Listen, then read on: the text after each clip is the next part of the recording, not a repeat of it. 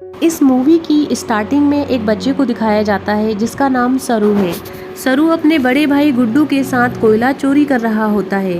दरअसल ये लोग बहुत गरीब हैं और इन्हें अपना गुजारा करने के लिए चोरी करना पड़ता है। ये दोनों एक ट्रेन से बहुत सारा कोयला चोरी करते हैं और उसे बेचने के लिए एक दुकान पर जाते हैं जहां जलेबियां भी बन रही होती हैं। सरू अपने भाई से कहता है, मुझे जलेबी खाना है। उसका बड़ा भाई कहता है, एक दिन मैं तुम्हें जलेबी जरूर खिलाऊंगा, क्योंकि उसके पास इतने पैसे नहीं होते हैं। सरू कहता है, एक दिन हम दुकान की सारी जलेबियां खरीद लेंगे। और अब कोयले के बदले थोड़ा सा दूध दिया जाता है और ये दोनों भाई अपने घर वापस आ जाते हैं। यहाँ पर सरू और गुड्डू की एक छोटी बहन भी होती है। ये तीनों अपने माँ के साथ रहते हैं। सरू की माँ अपने दोनों बच्चों से पूछती है, ये दूध कहाँ से लेकर आए। वो दोनों चुप रहते हैं। उसी रात सरू का भाई गुड्डू काम पे जा रहा होता है। सरू कहता है, मैं भी चलूंगा, पर गुड्डू उसे मना कर देता है। वो कहता है, तुम अभी बहुत छोटे हो, वहाँ पर बोरियां उठानी पड़ती हैं। तभी सरू अपने भाई को एक कुर्सी उठा के बताता है और एक साइकिल को भी उठाने की कोशिश करता है। वो कहता है, मैं कोई भी काम कर सकता हूँ। सरू की जिद करने पर उसका भाई गुड्डू उसे अपने साथ ले आता है। ये दोनों के दोनों एक ट्रेन स्टेशन पर पहुँच जाते हैं। सरू अपने भाई गुड्डू की गोद में सो जाता है। वह उसे उठाने की भी कोशिश करता है, पर क्योंकि वो बहुत छोटा है उसे नींद आ रही होती है और वो कहता है, मुझे सोने दो। सरू का भाई गुड्डू उसे एक बेंच पर लेटा देता है और कहता है कि कल सुबह काम करके लौट आऊँगा, तुम यहीं पर मिलना। जाने से पहले वह अपने भाई से कहता है, तुम लौटोगे तो जलेबियाँ लेकर आना। गुड्डू ठीक है कहकर काम पर चला जाता है। कुछ देर बाद जब रात और भी गहरी हो जाती है, स्टेशन पूरी तरह से खाली हो जाता है। पूरे स्टेशन पे सिर्फ एक ही बच्चा होता है और वो होता है सरू। सरू वहीं प्लेटफॉर्म पर खड़ी एक ट्रेन में बैठ जाता है और कुछ देर बाद उसे नींद आ जाती है। सुबह जब उसकी नींद खुलती है तो ट्रेन चल रही होती है। सरू ये देखकर घबरा जाता है और ट्रेन में चारों तरफ भागता है। वो अपने भाई को आवाज भी देता है, साथ ही साथ ट्रेन के दरवाजे को खोलने की भी कोशिश करता है, पर दरवाजे पूरी तरह से लॉक्ड होते हैं। इसीलिए ट्रेन के कई बार रुकने पर भी वह बाहर नहीं निकल पाता। ट्रेन की बोगी पूरी तरह से खाली होती है। सरू भूखा प्यासा ट्रेन में फंस चुका है। उस दिन का सफर तय करने के बाद ट्रेन कोलकाता वेस्ट बंगाल पहुंच जाती है, यानी सरू के घर से 1600 किलोमीटर दूर। सरू मध्य प्रदेश के खंडवा डिस्ट्रिक्ट से है। वो स्टेशन पर उतरता है जहां बहुत ज्यादा भीड़ होती है। वो टिकट काउंटर पर जाता है और कहता है, मुझे अपने घर जाना है, पर यहाँ पर सारे बंगाली में बात कर रहे होते हैं। सरू को कुछ समझ नहीं आता। वो वहीं स्टेशन पर बैठे अपने जैसे बच्चों के पास जाकर बैठ जाता है जिनके पास घर नहीं होता। कुछ देर बाद वहाँ पर कुछ लोग आते हैं जो उन बच्चों को उठाकर अपने साथ ले जा रहे होते हैं। जैसे तैसे सरू वहां से भाग जाता है और एक बार फिर से सरू रात के अंधेरे में इस बड़े शहर में अकेला होता है। उसे बहुत भूख लग रही होती है। तभी उसे देवी माता की एक मूर्ति दिखती है। वो देवी माँ को नमन करता है और देवी माँ के चरणों में जो प्रसाद होता है उसे प्रसाद को खा लेता है। अगली सुबह सरू ट्रेन ट्रैक पर चल रहा होता है। वो अपने घर जाना चाहता है। तभी यहाँ पर एक औरत आती है जिसका नाम नूर होता है। वो सरू से पूछती है, तुम्हारा घर कहाँ है।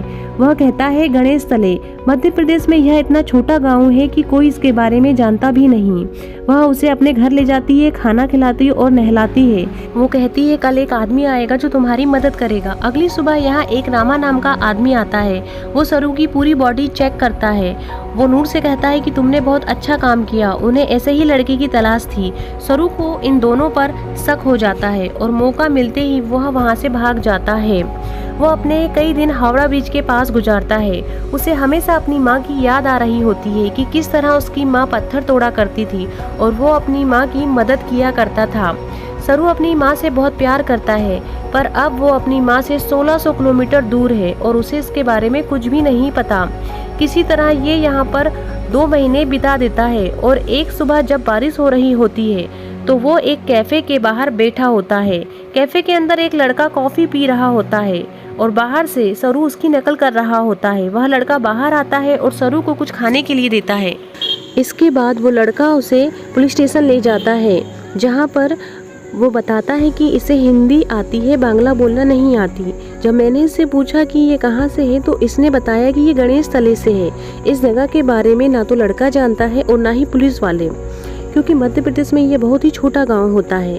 लड़का सरू से उसकी मम्मी का नाम पूछता है। सरू कहता है कि मेरी मम्मी का नाम अम्मी है। दरअसल उसे अपनी मम्मी का नाम भी नहीं पता है।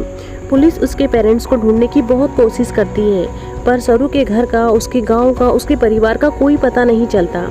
इसीलिए पुलिस उसे एक अनाथ आश्रम में भेज देती है, जहां सरू 3 महीने गुजारता है। 3 महीने बाद वहां पर एक लेडी आती है जिसका नाम मिसेस सुध होता है।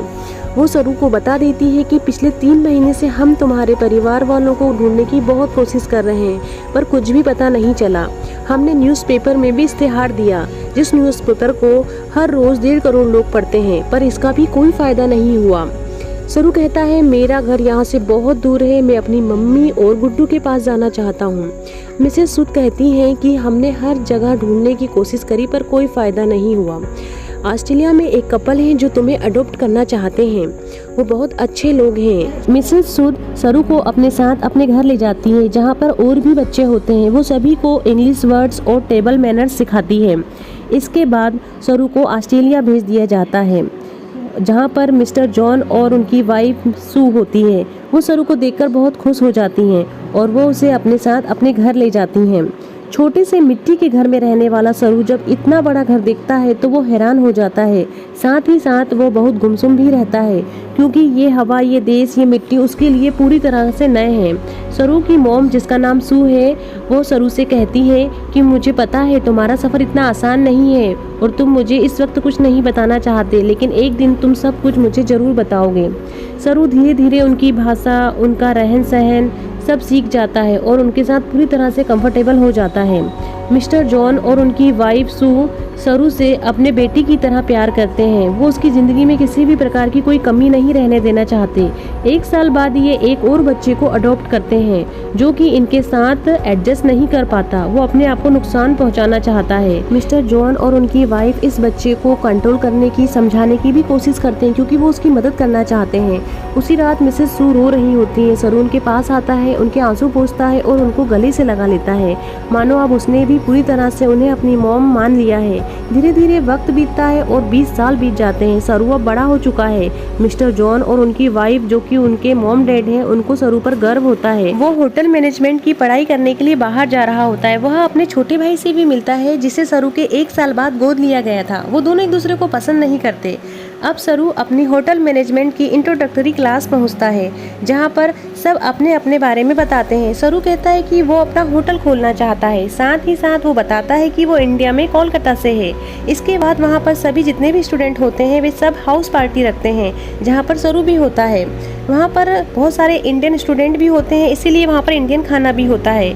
तो वहां पर जब सरू जलेबी देखता है तो उसे अपने बचपन का वो लम्हा याद आ जाता है कि किस तरह उसने अपने भाई से कहा था कि मुझे जलेबियाँ खानी है, और उसके भाई ने कहा था कि मैं एक दिन तुम्हें जलेबी ज़रूर खिलाऊंगा, और ये सोच के वो उदास हो जाता है।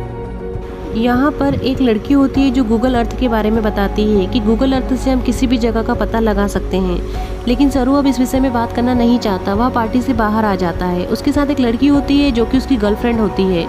सरू गूगल अर्थ पर अपने गाँव को खोजने की कोशिश करता है। वह बार बार गूगल अर्थ पर अपने गांव को खोजता है, पर उसकी सारी कोशिश बेकार हो जाती है। वह अपने गांव के बारे में पता नहीं लगा पाता। वह बहुत परेशान हो रहा है। उसे अपने परिवार की याद आ रही होती है और इसीलिए एक बार फिर से वो गूगल अर्थ पर अपने गांव को ढूंढने की कोशिश करता है। उसे वो जगह दिख जाती है जहां पर उसकी माँ पत्थर तोड़ा करती थी, यानी उसे अपना गाँव मिल जाता है, जिसका नाम है गणेश तले। उसे पता चल जाता है कि उसका गाँव मध्य प्रदेश के खंडवा डिस्ट्रिक्ट से है। वो बहुत खुश हो जाता है और इस बात को वो अपनी मॉम को भी बताता है। उसकी मॉम बहुत खुश हो जाती है, क्योंकि उसके मॉम और डैड चाहते हैं कि वह इंडिया जाकर अपने परिवार वालों से मिले, और इसीलिए सरू अब इंडिया आ जाता है और वह उस जगह पहुंच जाता है जहां पर उसने अपना बचपन बिताया था। और वो धीरे धीरे अपने घर पहुंच जाता है, जहां वो अपनी माँ, भाई और बहन के साथ रहता था। पर अब इस घर में उसको कोई नहीं मिलता। वो आस पड़ोस वालों से पूछता है, पर उसकी भाषा किसी को समझ नहीं आती और ना ही सरू को अब हिंदी समझ में आती है। कुछ देर बाद सरू को वहाँ पर एक आदमी बैठा हुआ दिखता है जिसे इंग्लिश आती है। सरू उससे कहता है कि इस घर में जो परिवार रहता था वह अब कहाँ रहता है। वो आदमी सरू को इशारे से बताता है। सरू जब वहाँ जाता है तो वो देखता है कि सामने से एक बूढ़ी औरत आ रही होती है। वो कोई और नहीं बल्कि सरू की माँ होती है। वो अपनी माँ को गले से लगा लेता है और बहुत रोता है। सरू की मॉम अब तक इस गांव को छोड़कर इसीलिए नहीं गई थी क्योंकि उसे उम्मीद थी कि एक दिन सरू जरूर आएगा। वहाँ पर उसकी बहन भी होती है। वह अपनी बहन को भी गले से लगा लेता है, पर वो अपने भाई से नहीं मिल पाता।